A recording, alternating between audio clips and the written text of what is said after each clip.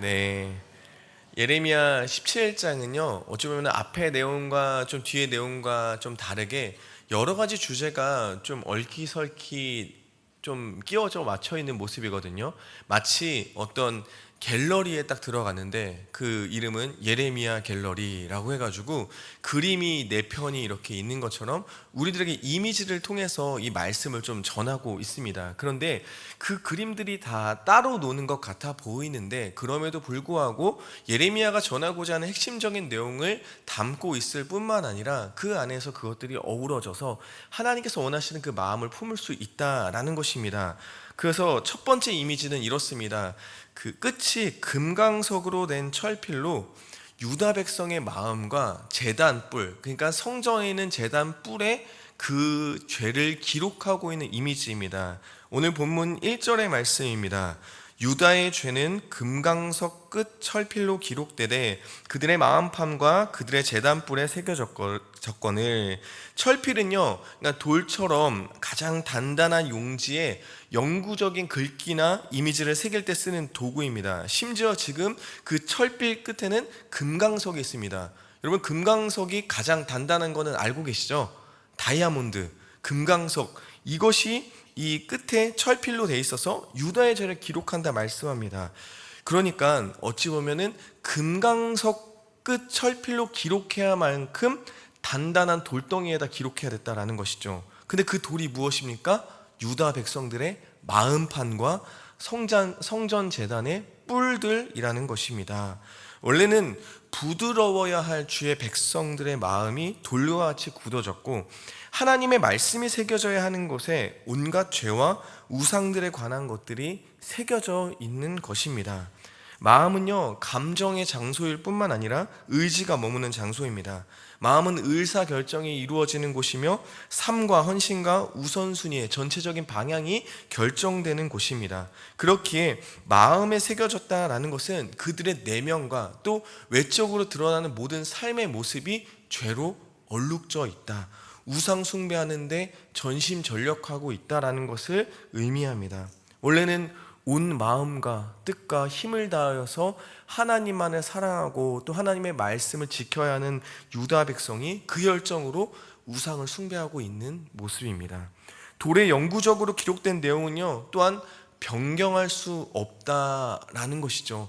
금강석으로만 써야 하는 그 단단함, 그 단단한 것에 쓰여진 그 죄는요, 쉽게 지울 수가 없습니다. 아니요, 인간의 노력으로 어떤 것으로도 지울 수 없습니다.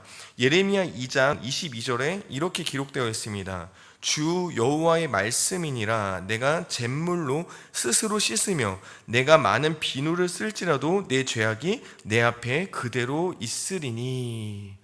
비누라든지 잿물이라든지 뭐 그런 것으로 뭐 죄악들을 지워낸다고 하더라도 그것은 하나님 앞에 지워지지 않을 뿐더러 그냥 그대로 있을 뿐입니다. 돌과 같이 굳어진 마음판에 새겨진 죄는요, 인간의 노력, 어떤 공로, 어떤 선행을 행함으로 지울 수 없습니다. 근데 이것이 암시하고 있는 것이 무엇입니까? 사실은 그 마음판을 자체를 교체해야 되는 것이죠. 지금 여기에서 나오진 않고 있지만 그 마음판이 교체되어야 함을, 새로워져야 함을 암시하고 있습니다. 그러니까 다시 말해서 오직 하나님의 은혜로 말미암아 돌과 같이 굳어진 마음을 바꿔야만 이 문제가 해결된다라는 것이죠.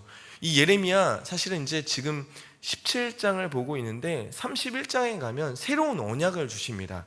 31장 33절입니다. 함께 읽겠습니다. 그러나 그날 후에 내가 이스라엘 집과 맺을 언약은 이러하니 곧 내가 나의 법을 그들의 속에 두며 그들의 마음에 기록하여 나는 그들의 하나님이 되고 그들은 내 백성이 될 것이라. 여호와의 말씀이니라. 아멘. 소망이 없는 유다 백성들을 향해 하나님은 새 언약을 약속해 주십니다. 죄로 그 금강석 끝 철필로 기록된 그 죄가 새겨져 있지만 하나님의 용서로 말미암아, 은혜로 말미암아 그것을 깨끗하게 하시고 그곳에 하나님의 율법과 그 언약과 사랑을 새겨주겠다고 하나님은 약속해 주는 것이죠. 마음에 대한 할례를 약속해 주시는 것입니다. 에스겔서에서 훨씬 더 근본적인 마음의 변화에 대한 약속을 하십니다. 에스겔 11장 19절입니다. 같이 읽겠습니다. 내가 그들에게 한 마음을 주고 그 속에 새 영을 주며 그 몸에서 돌 같은 마음을 제거하고 살처럼 부드러운 마음을 주어. 아멘. 돌같이 굳은 마음을 성령의 새롭게 하시는 능력에 의해 순종하는 부드러운 마음으로 바꾸는 완전한 마음을 이식하는 수술을 하겠다는 것이죠. 인간은 스스로 죄 문제를 해결할 수 있는 능력을 지니지 않았기 때문에 하나님께서 이처럼 획기적인 수술을 해주셔야만 문제를 해결할 수 있음을 다시금 알려주는 것입니다. 하나님은 마음을 새롭게 하실 것을 약속해 주셨고 예수 그리스도로 말미암아 죄의 문제를 해결해 주셨고 성령님의 역사로 말미암아 이 마음을 새롭게 하는 일을 지금도 행하시고 있는 줄로 믿습니다. 그러니 하나님께서 계획하셨고 하나님께서 약속하셨고 예수님께서 이루시고 성령께서 행하시는 하나님의 은혜로 이루어지는 놀라운 역사라는 것입니다. 유다 백성의 그리고 죄가 어디에 기록되었냐면 마음뿐만 아니라 제단 뿔에 기록되었다라고 하는 것은 용서와 보호가 보장되었다고 생각하는 예배의 중심에까지 죄가 스며들었음을 말합니다. 예루살렘 성전에 있는 제단의 네 뿔은요, 하나님이 유다의 죄를 사하시는 은혜의 상징이었습니다. 그러니까 자신들이 죄악됨을 알고 제물을 드리고 제사를 드릴 때에 그 피를 번제단 뿔에 각각 뿌리게 됨으로 말미암아 그 약속함으로 말미암아 죄가 사하지는 은혜를 겪는 곳이 바로 제단 뿔이었다라는 것이죠. 그런데 유다 백성들은 하나님이 허락하신 땅 곳곳에 제단들을 만들었습니다.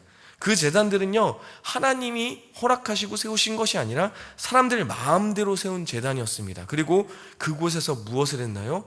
하나님이 아닌 우상들을 섬겼습니다. 이방 민족들이 행하는 그런 우상들을 모셔놓고 푸른 나무 아래에서 그렇게 우상들을 섬기는 일을 했다라는 것이죠. 하나님께서 가장 싫어하는 우상들을 위해 제단을 만들고 우상을 섬기고 성경의 가치관이 아니라 세상의 가치관을 그렇게 쫓으며 살았던 유다 백성들이요, 또 하나님의 제단에 와서 하나님께 예배하는 것이죠. 그러니까 가증한 모습인 것이죠. 외식적인 모습인 것이죠.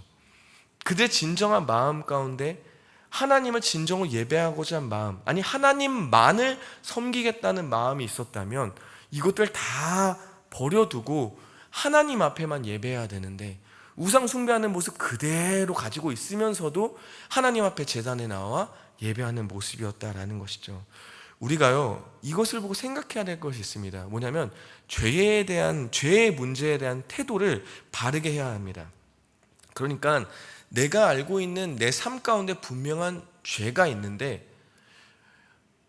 혹여나 그 죄의 문제를 해결하고 죄 가운데 아파하는 것이 아니라 내가 예배 가운데 하나님께 예배 드렸으니 이 죄의 문제는 속된 말로 퉁치는 것, 그러니까 내가 하나님 앞에 종교의식을 했으니까 그러니까 이 죄의 문제는 하나님께서 덮어주시겠지, 그래도 이 정도는 괜찮아 눈 감아 주시겠지라고 생각하는 것이 잘못됐다라는 것이죠.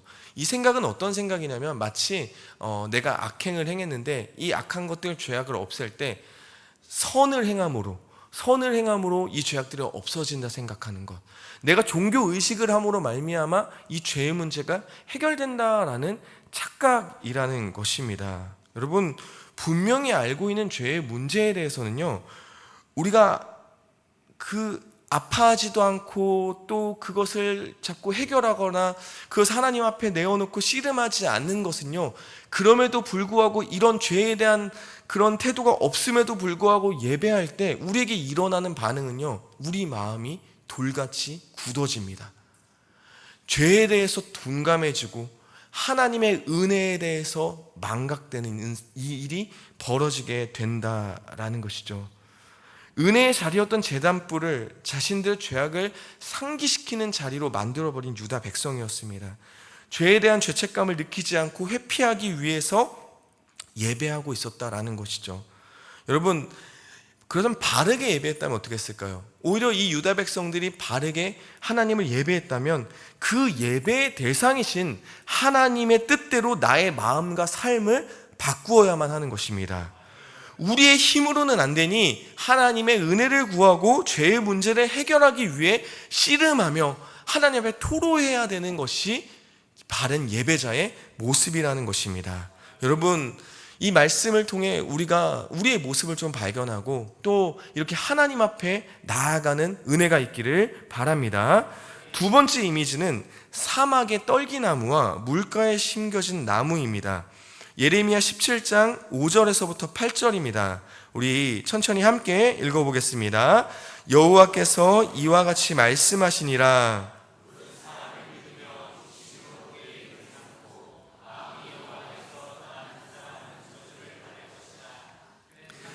떨기나무 같아서 좋은 일이 오는 것을 보지 못하고 광야 간조한 곳 건건한 땅 사람이 살지 않는 땅에 살리라. 그릇 물은 여호와를 의지하며 여호와를 의뢰하는 그 사람은 복을 받을 것이라. 그는 물가에 심어진 나무가 그 뿌리를 강변에 뻗치고 더위가 올지라도 두려워하지 아니하며 그 잎이 청청하며 가무는 해에도 걱정이 없고 결실이 그치지 아니함 같으니라. 아멘. 어디 다른 어떤 말씀이 떠오르지 않나요? 시편 1편이 떠오르시죠? 맞아요. 시편 1편을 연상시키는 말씀입니다. 핵심 메시지는 무엇이냐? 우리는 과연 누구를 의지하고 있는가? 누구를 의지하며 살 것인가? 라는 질문에 대한 답변을 하고 있습니다. 하나님은 여호와께 등을 돌리는 사람과 그분을 경외하는 사람을 각기 다른 땅에 심어진 나무, 두 나무로 이야기하십니다. 하나는 사막의 떨기나무, 이것은 생명의 근원인 물이 절대적으로 부족한 상태이고, 물가에 심어진 나무는 물이 넘치도록 흐릅니다. 자, 사막의 떨기나무로 번역된 이 나무는요, 이스라엘에서 소돔의 사과로 불렸습니다. 소돔의 사과라고 불리는 까닭은 소돔과 고모라의 멸망 때 함께 저주받은 나무라는 전승 때문입니다. 그냥 그런 이야기가 흘러나온 것이죠. 근데 그 이유가 있습니다. 소돔의 사과는요, 사과처럼 커다란 열매를 맺는데 그 먹음직스러운 그 열매를 따서 보면은 열매 안이 텅 비어있고 솜처럼 하얀 실들만 가득 차 있다라는 것이죠. 유대 역사가 요세푸스는 이 열매에 대해서 이렇게 말했습니다. 그 과일은 재처럼 허무하다. 그 열매는 맛있는 과일과 같은 빛을 내지만 손으로 쪼개보면 연기와 재로 변하고 만다라고 이야기했습니다. 그러니까 창조주 하나님을 떠난 인간이 사막의 떨기나무, 이 소돔의 사과와 같다라는 것입니다. 광야에 심어진 떨기나무는요, 남에게 그런 열매를 제대로 맛보게 해줄 그런 도움을 주기는커녕 자기 생명조차 유지하기 힘든, 항상 위협을 받는 그런 존재라는 것이죠. 오히려 떨기나무들은 말라 죽는 순간까지 끊임없이 척박한 그 환경에서 살아남기 위해 안간힘을 써야 합니다. 또한 대부분의 떨기나무는요, 뿌리가 이미 말라서 죽어 있는데 그냥 그렇게 외적인 모습으로 그 광야 가운데 있는 거죠. 마치 덤불처럼 약간 그냥 나무들이 있는데 이것 사실 죽은 나무다라는 것이죠. 살아있는 듯한 느낌을 주는 속이는 나무입니다. 하나님의 자리에 하나님이 아닌 다른 것을 올려놓은 사람의 모습이 이렇다라는 것이죠. 예레미야가 2장 13절에도 이렇게 이야기했거든요. 내 백성이 두 가지 앙을 행하였나니 곧 그들이 생수의 근원되는 나를 버린 것과 스스로 웅덩이를 판 것인데 그것은 그 물을 가두지 못한 터진 웅덩이들이니라. 인간의 가장 근본적인 죄가 무엇이냐고 묻는다면 창조주 하나님을 버리고 스스로 하나님이 되려고 한 것입니다. 그로 말미암은 많은 죄악들의 열매가 맺혀진 것이죠.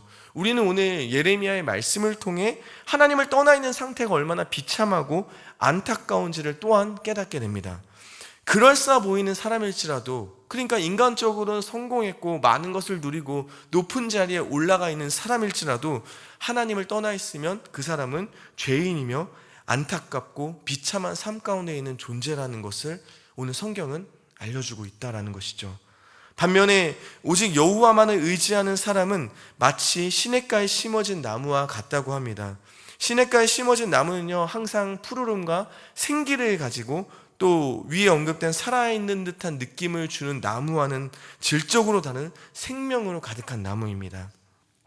생명을 주고 자라게 하는 물가가 옆에 있기 때문에 가뭄이 올지라도 무더위가 올지라도 그 나무는 안전하고 또 자라날 수밖에 없는 것이죠. 그리고 그 잎사귀는 푸를 뿐 아니라 원하는 때에 제때에 열매를 맺는 형통함을 보여줍니다. 여호와를 경외하는 사람의 모습입니다. 여호와를 의지하는 사람은 어떤 상황과 환경에서도 하나님께서 지키시고 보호해 주실 것이라는 형통함을 누릴 것이라는 하나님의 약속이라는 것입니다.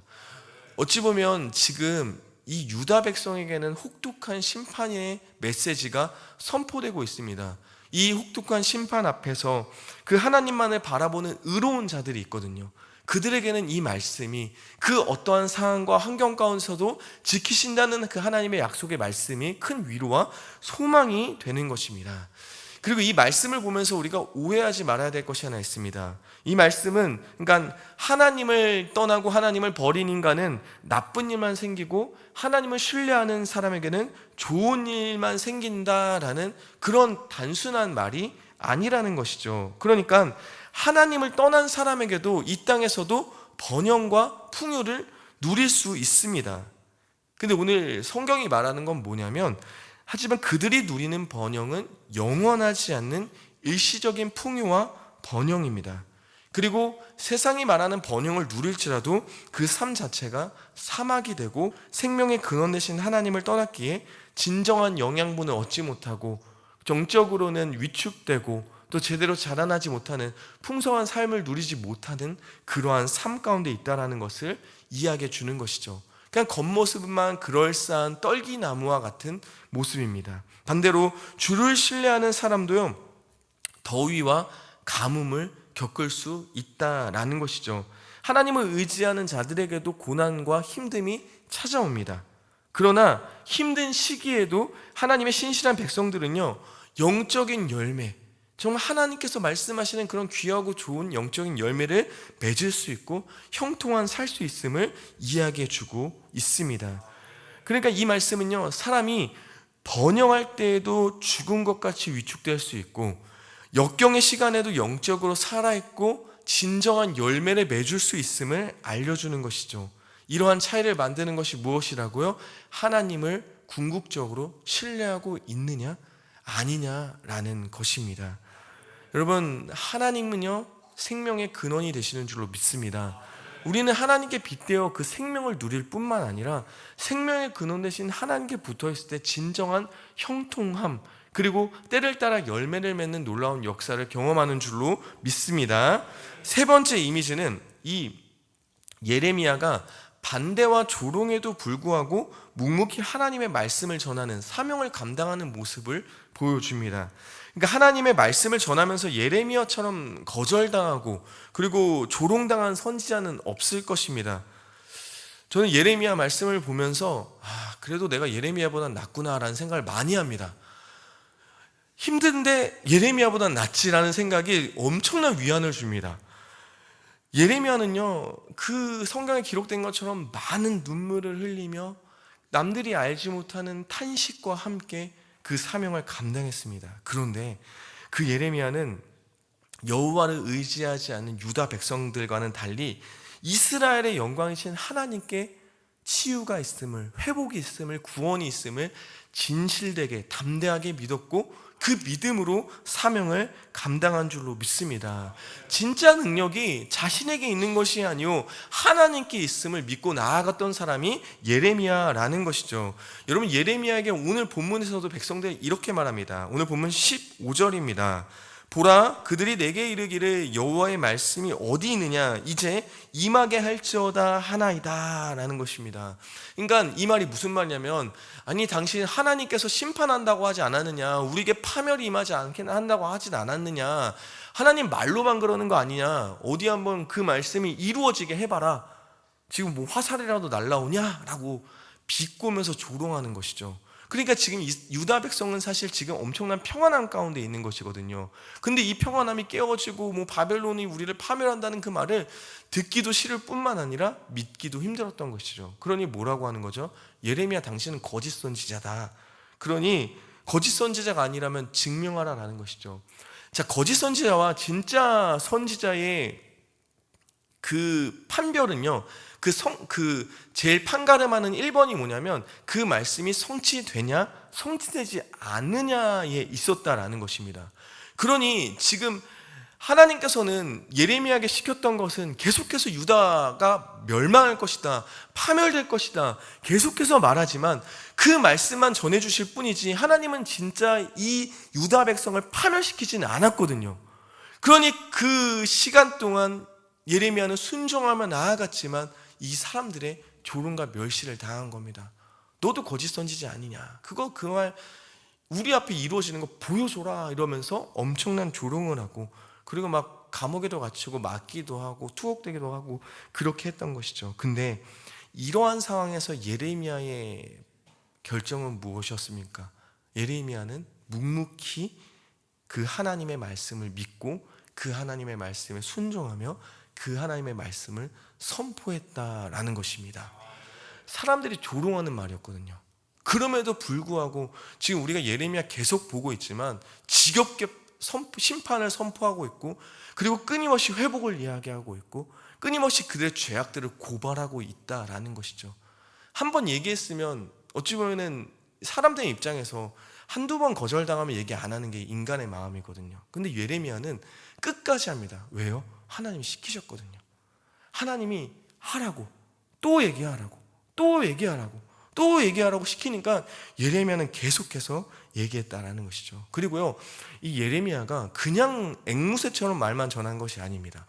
이 하나님의 마음을 품고 목자의 사명을 감당했습니다. 오늘 본문 17장 16절입니다. 우리 함께 읽겠습니다. 나는 목자의 직분에서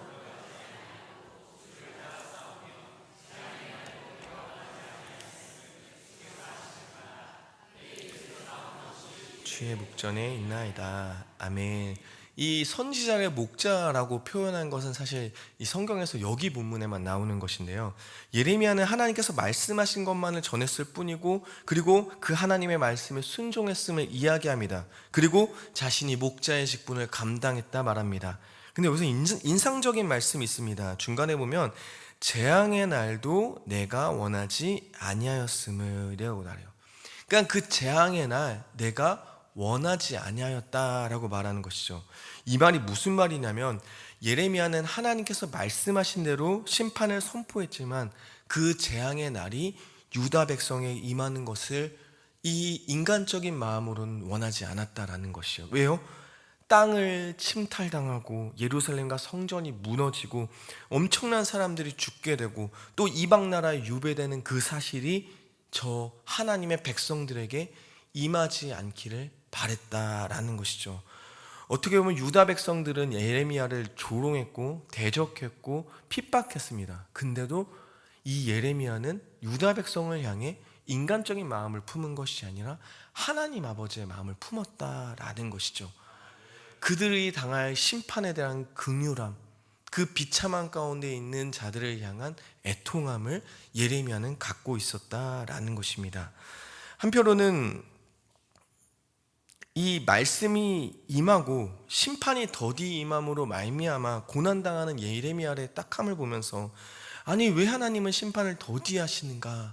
우리도 그렇잖아요. 하나님을 믿는 신자들이 정말 이루 말할 수 없는 믿지 않는 자들의 만약 비참한 핍박을 받고 있다라고 생각한다면 왜 하나님은 이때 그 공의 하나님은 왜 잠잠하시는가?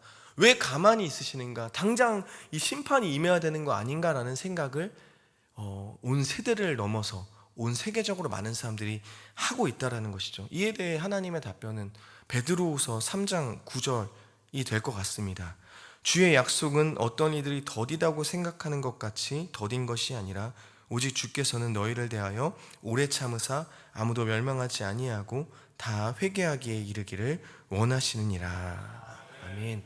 우선 하나님의 때, 그 멸망이나 심판의 때는 하나님의 주권 가운데 있는 것입니다. 그리고요, 그때가 더디다고 느껴지는 이유는요, 하나님께서는 어찌 보면 회개할 시간을 주시기를 원하기 때문인 줄로 믿습니다.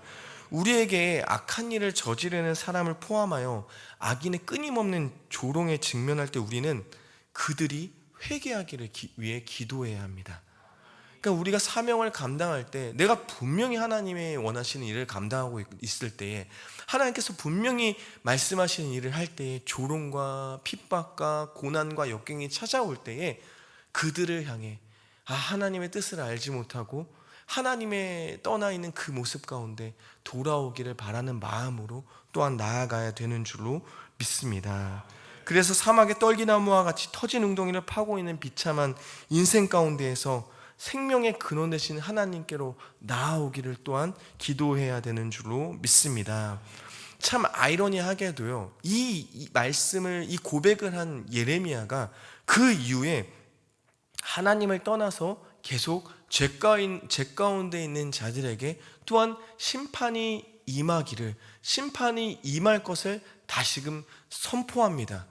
그러니까 이 역설적인 상황이거든요. 예레미야는 하나님의 심판이 임할 것을 알고 있었고, 또한 하나님의 심판이 임한다라는 것을 고백해야만 했었고, 그리고 끝까지 저버리는 자들에게 하나님의 심판이 또한 임한다는 사실을 알고 있었습니다. 그러니까 예레미야는 이 말씀을 전할 수밖에 없었다라는 것이죠. 우리가 아직 믿지 않는 자들, 하나님을 떠나 있는 자들, 그리고 하나님의 일을 대적하는 자들을 보면서 긍휼과 애통한 마음을 갖고 있지만, 그들이 하나님께로 돌아오기를, 하나님께로 다시금 나오기를 간절히 바라고 있지만, 하지만 공의의 하나님께서 끝날에는 끝까지 저버리고 끝까지 변하지 않는 자들에게는 하나님의 심판이 있다는 것을 우리 또한 믿고 알아야 된다라는 것입니다.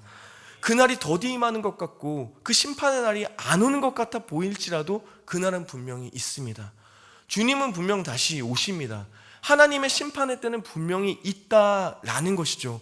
우리는 이러한 믿음 가운데서 이런 하나님의 아버지의 마음을 품고 또한 나를 점검하면서 이런 믿음의 생활을 해야 되는 줄로 믿습니다. 오늘 저는 예레미야의 말씀을 통해서 우리의 마음을 좀 살폈으면 좋겠습니다. 죄를 지으고 있으면서도 그 죄에 대한 애통하는 마음도 없고 회개하는 노력도 없는 것은 아닌지, 외식적인 예배로 마음이 돌같이 굳어지고 하나님의 은혜를 잊고 살아가는 것은 아닌지, 생명의 근원 되신 하나님을 버리고 다른 것을 의지하고 있는 것은 아닌지, 예레미야처럼 어떠한 방해가 와도 담대하게 하나님을 의지하며 또 하나님의 마음을 품고 나아가야 되는데 좌절하고 낙망하고 있는 것은 아닌지 말입니다. 여러분, 이러한 모든 것들 가운데서 우리의 마음이 새로워지기를 바랍니다. 그런데 이 일이 하나님의 은혜로 되는 줄로 믿습니다.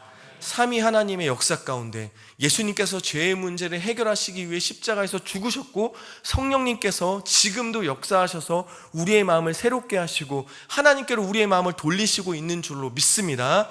이 믿음으로 이 은혜를 부어달라고, 내 안에도 내 마음이 새로워지기를 바란다고 기도하는 우리 모두가 되시기를 바랍니다. 우리 시간